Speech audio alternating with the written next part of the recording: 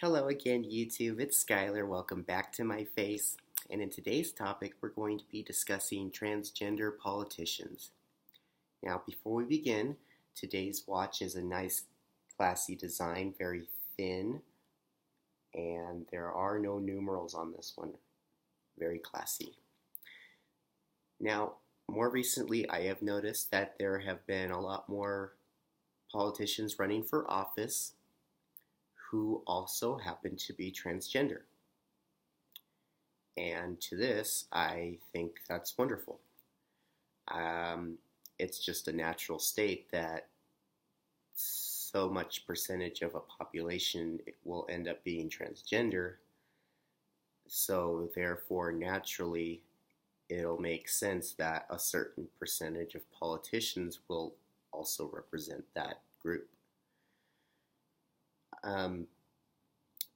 But the main reason why I wanted to make this video today was not to celebrate just the fact that transgender people are now being able to participate in our political systems, but that we need to be cautious not to fall into the traps of identity politics, which I have stated many, many times before.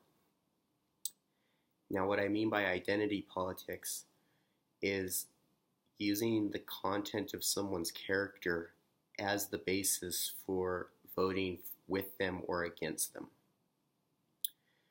Now, there are instances where there are many transgender people who, if they ran for office, I would absolutely be opposed to them because their political views, the policy positions, are disagreeable to me.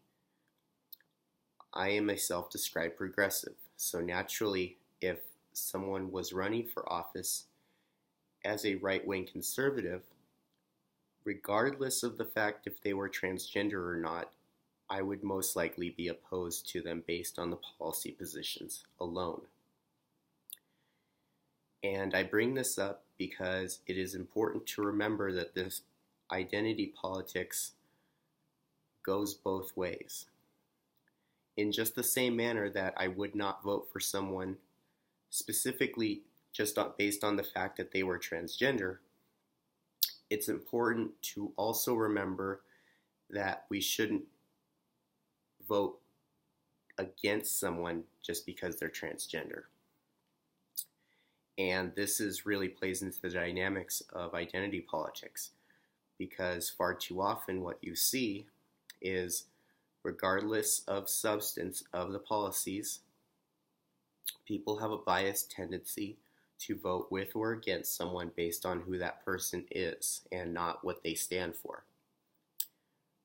I consider myself a policy-oriented voter, which means that regardless of who's running for office, the only thing that I care about is their policy positions.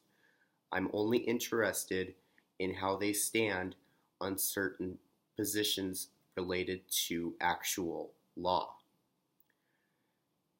So in this example, yes, I would vote against someone that is transgender if I disagreed with their policies. I would vote for someone who was transgender if I agreed with the policies that they stood for. I would not vote or not vote for someone solely based on the fact that they were transgender or not. And I'm sure you can probably come up with some of your own examples in celebrities as far as politics go. I don't like using people's names to single them out, but I'm sure you can use your imagination on that. So it goes without saying that it is important, and this not only applies to just transgender people. I'm just bringing that up because naturally that's what my channel is about. But with regard to all identity politics, we should only be voting for people if we agree specifically and only with the policies that they stand for. So with that said, I hope that was helpful and informative for you today. And please remember to like, share, and subscribe for more amazing content. And I will see you all tomorrow in the next video. I hope you have a wonderful rest of your day. Bye now.